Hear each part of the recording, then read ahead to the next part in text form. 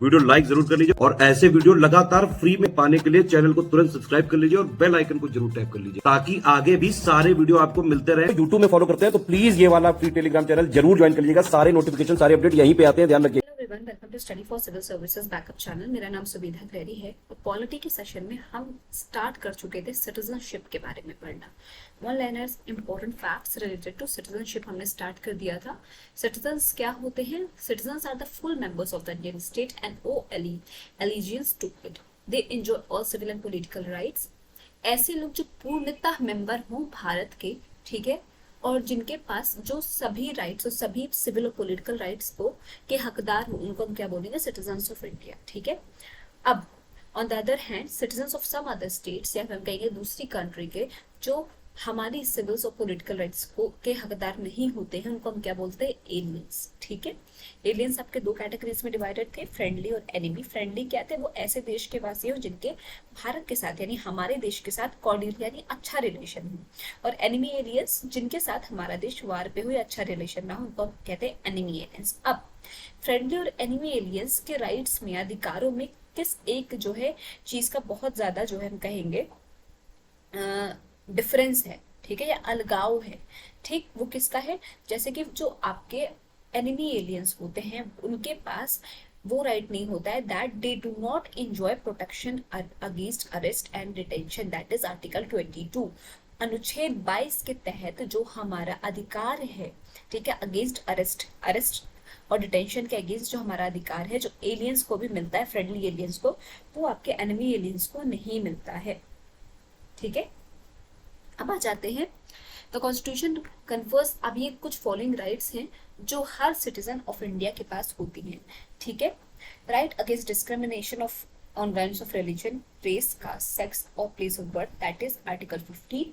Right to equality of opportunity in the matter of public employment, article 16. Right to freedom of speech and expression, assembly, association, movement, residence and profession, that is article 19. Cultural and educational right, article 29 and 30. Right to vote in election to the Lok Sabha and state legislative assembly. Right to contest for the membership of the parliament and the state legislature. Eligibility to hold certain public offices, that is President of India, Vice President of India, Judges of the Supreme Court and High Courts, Governor of States, Attorney General of India and Advocate General of State। तो जो भारत के वासी होते हैं वो public officers, जैसे कि ये पर्टिकुलर जितनी मैंने गिनाई है, प्रेसिडेंट, वाइस प्रेसिडेंट, जजेस, governors, attorney general, advocate general of state, सबके जो है पोस्ट पे होल्ड करने के क्या होते हैं? एलिजिबल होते हैं, हकदार होते हैं, ठीक है, या उम्मीदवार होते हैं, ठीक। अब आ जाते हैं नेक्स्ट पॉइंट पे। Along with the above rights the citizens also owe certain duties towards the Indian state. अब ये सारे अधिकार तो हैं ही, जितने लोग मेंबर्स हैं, सिटीजंस हैं भारत के, पर उनकी कुछ ड्यूटीज भी हैं, कुछ उनकी जिम्मेदारियां भी हैं अपने देश के तहत। For example paying tax, respecting the national flag, respecting the national anthem, defending the country, so on. जैसे कि क्या है? टैक्स पे करना, ठीक है, कर को पे करना, रिस्पेक्टिंग नेशनल फ्लैग को, नेशनल एंथम को रिस्पेक्ट देना, उसका आदर करना, अपने कंट्री के प्रति जिम्मेदार होना, उसको डिफेंड करना, अपने कंट्री के प्रति लॉयल होना, ये सारी क्या एक नैतिक जिम्मेदारियां हैं जो भारतवासी है उसकी, ठीक है।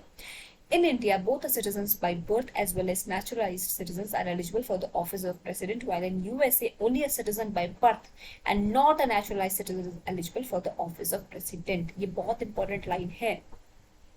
भारत में जिसका भी जन्म हुआ या फिर जो भी नेचुरल तरीके से आपका भारत का वासी है, वो क्या है? ऑफिस ऑफ प्रेसिडेंट के लिए क्या हकदार है। पर यूएसए में ये चीज नहीं है। यूएसए में अगर आपको प्रेसिडेंट बनना है तो आपको जन्म लेना पड़ेगा यूएसए में, ठीक है। नेचुरलाइज तरीके से नेचुरलाइज सिटीजन जो है वहां पे प्रेसिडेंट को, ऑफिस ऑफ प्रेसिडेंट को होल्ड नहीं कर सकता है, फिर हम कहेंगे एलिजिबल नहीं होता है, ठीक है। The constitution does not define the word citizen, but the various categories of a person eligible for citizenship are given in part 2, that is article 5 to 11।